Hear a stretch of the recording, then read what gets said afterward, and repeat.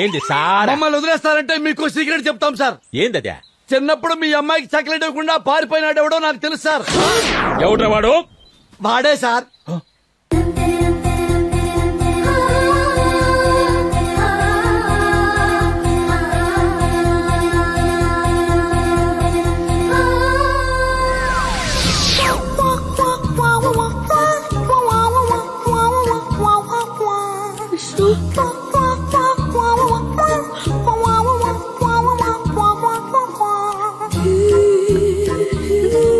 ఏందమ్మా?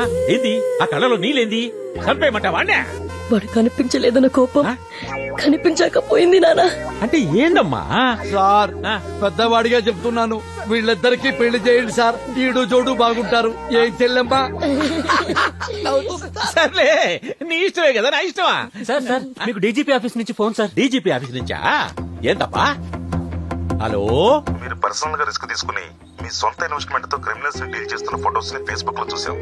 అందుకే మీ పేరుని డిఎస్పీ ప్రమోషన్ లిస్ట్ లో చేర్చాం. Thank you sir, thank you. Thanks నాకు కాదు, ఆ ఫేస్బుక్ లో పోస్ట్ చేసినందుకు చెప్పండి. ఎవరు సార్ అతను? మావాడే. ఏదమ్మయ్యా నువ్వు చెప్పేది? ఫేస్బుక్ లో పెట్టింది ఈ అబ్బాయా?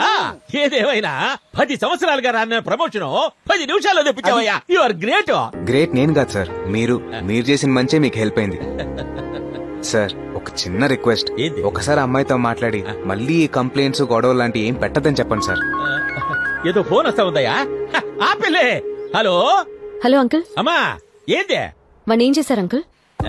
ఆ పిల్లకాయ చాలా మంచోడమ్మా, బుద్ధిమంతుడు. వాడిని వదిలేయి. నీకు మంచోడు కావచ్చు అంకుల్, కానీ నాకు మాత్రం వెధవే. నేను వదలను అంకుల్. అబ్బో, ఆ అమ్మాయి వదిలిపెట్టంటా ఉందయ్యా. ఇప్పుడు ఎట్లాగా? వదిలిపెట్టంటా ఉందా? ఒకసారి ఫోన్ ఇవ్వండి, నేను వదిలిస్తా. ఏంటే ఎక్కువ మాట్లాడుతున్నావు ఏంటి? రే, ఎవరా మాట్లాడేది? నేనా? ఉత్తర కొరియా పిఎం కిమ్ చామ్ మాట్లాడుతున్నానులే. ఇంకొక మాట ఎక్కువ మాట్లాడామనుకో అణుబాంబు అమెరికా మీద కాదే నీ మీద వేసేమని చెప్తా. నేనెవరో నేనేంటో తెలియక మాట్లాడుతున్నావు. నువ్వు ఎవరితైతే నాకెట్టే.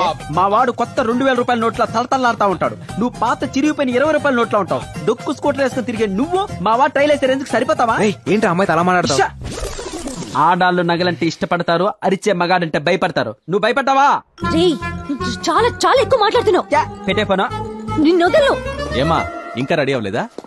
1 మినిట్. ఇది ఎప్పుడు లేటేనండి. రెడీ అయ్యి వచ్చేసరికి ఫంక్షన్ అయిపోతుంది. తొందరగా రెడీ అవ్వవే. ఏ మమ్మీ, ఈ రోజు ఫంక్షన్ కి నిన్న రెడీ అవ్వలేంగా ఏంటారి? కరెక్టే.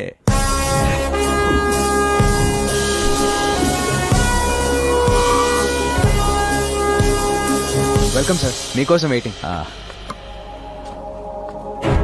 ట్రైలు వీడేంటి ఇక్కడ ఉన్నాడు? సార్ ఈవిడ మా అమ్మాయి సంధ్య. నమస్తే మేడం. లాస్ట్ మంత్ యుఎస్ నుంచి వచ్చింది, ఎంబీఏ చేసింది. మీ నెక్స్ట్ బాస్ తినే. క్యాచ్. ఇతను మన ఎంప్లాయీ తేజ, మంచి కుర్రోడు. చూడ్డానికి కొంతమంది మంచిగానే ఉంటారు, క్యారెక్టర్ ఎలాంటిదో చూడాలి. మీరు పదండి, నేను మాట్లాడేస్తా.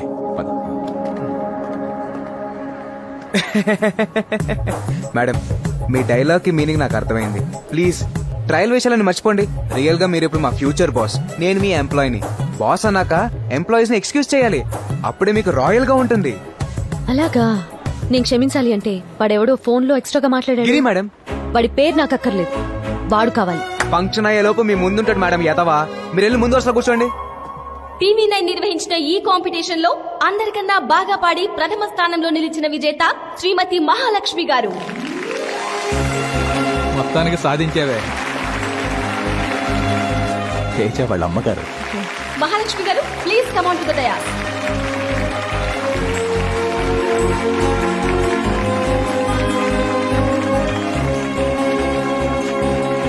మన చీఫ్ గెస్ట్ శ్రీ నందకిషోర్ గారిని మహాలక్ష్మి గారికి 5 లక్షల ప్రైజ్ మనీ చెక్ ని అందించవలసిందిగా కోరుతున్నాం. Please welcome sir.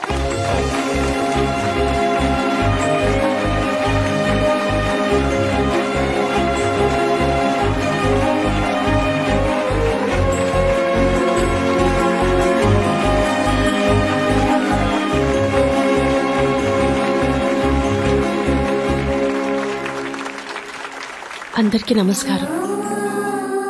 ఈ ఈవెంట్లో నాకు అవార్డు రావడం చాలా ఆనందంగా ఉంది. చిన్నప్పటి నుంచి నాకు పాటలంటే చాలా ఇష్టం.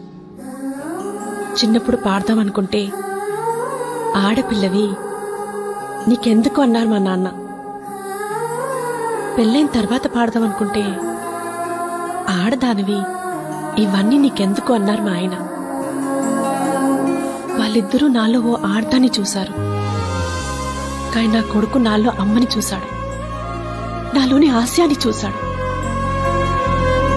వీడే ఆ రోజు నాకు ధైర్యం చెప్పి పాడించాడు, ఈ అవార్డు గెలవడానికి కారణమయ్యాడు. నా కొడుకే కాదు, నా తండ్రి.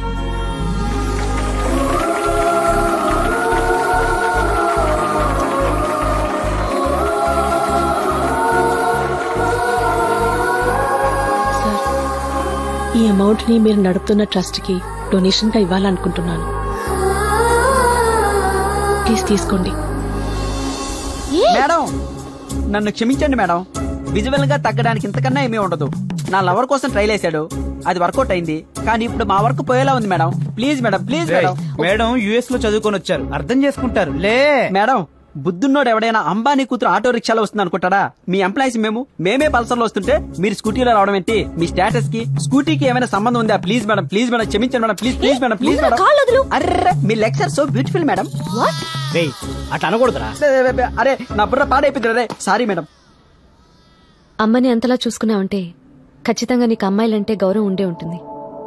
కానీ మీరు మళ్ళీ అమ్మాయిలు అది ఇది ట్రయల్ వేస్తే మిమ్మల్ని ఆఫీసులో ఉంచాలా వద్దా అని నేను ట్రయల్ వేయాల్సి వస్తుంది. మీరు అలాంటి ట్రయల్స్ వేయకూడదు మేడం, ప్లీజ్. Be careful. అలాగే మేడం.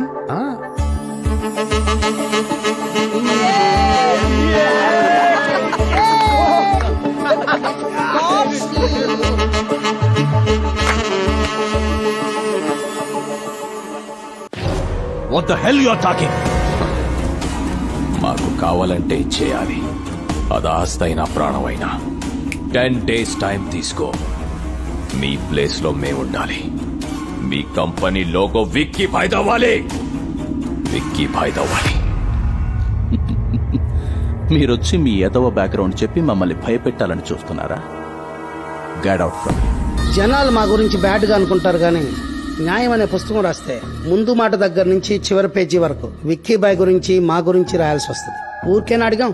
50 కోట్లు ఇస్తామంటున్నాగా, కావాలంటే కూడా మేమే కడతాం. Shut up! ఈ కంపెనీ వాల్యూ తెలుసా నీకో? దీని మోరల్స్ తెలుసా నీకో? నీకో కూతురుందని తెలుసు, భార్య కూడా ఉందని తెలుసు.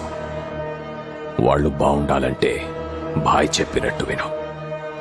10 days నీకిచ్చే టైం.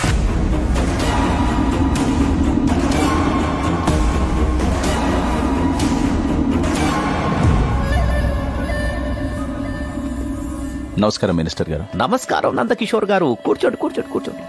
ఏంటో ఈ మధ్య ఈ విధవలకంతా ఫ్యాషన్ అయిపోయింది. సినిమా పక్కిలో వచ్చి హోటల్స్ ని సాఫ్ట్వేర్ కంపెనీలని అడుగుతున్నారు. 10 days లో హ్యాండ్ ఓవర్ చేసుకుంటామంటున్నారు. ఇలాంటి క్రిమినల్స్ పైన మీరు యాక్షన్ తీసుకోవాలి సార్. అరే ఎలా తీసుకోవాలి? విక్కీ భాయ్ ఎక్కడున్నాడని అతన్ని అరెస్ట్ చేయమంటారు. ఎలా ఉంటాడో ఎలా వస్తాడో ఎవరికీ తెలియదు. వాడి మాట కాదంటే చంపేస్తాం. ప్రాణం కన్నా ప్రాపర్టీ గొప్పది కాదు. నా మాట విని వాళ్ల మనుషులతో కూర్చొని మాట్లాడుకోండి. అంతేకాని ఇలాంటి విషయాల్లోకి నేను ఇన్వాల్వ్ అయితే బాగోదు. నాకు కొడుకున్నాడు, వాడు సీఎం కావాలి. అర్థం చేసుకోండి. నేను ఒక మినిస్టర్ దగ్గరికి వచ్చాననుకున్నా, మీడియేటర్ దగ్గరకు వచ్చారనుకోలేదు. ఏం మాట్లాడుతున్నావు? కాల్చి పారేస్తా. వెంకటేశ్వరరావు, ఎందుకు ఆవేశపడతావు? ఓటేసిన ప్రతి ఒక్కడికి తిట్టే హక్కుంది. అధికారంలో ఉన్న మనకు ఓపికండాలి. మీరు బయలుదేరండి.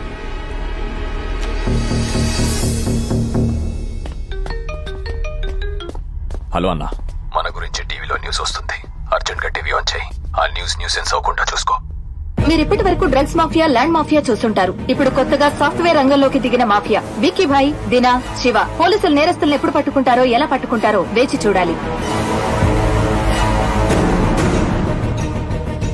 చూసావా, చిన్న గొడవ చేస్తేనే పోలీసులు వచ్చి అరెస్ట్ చేస్తారు.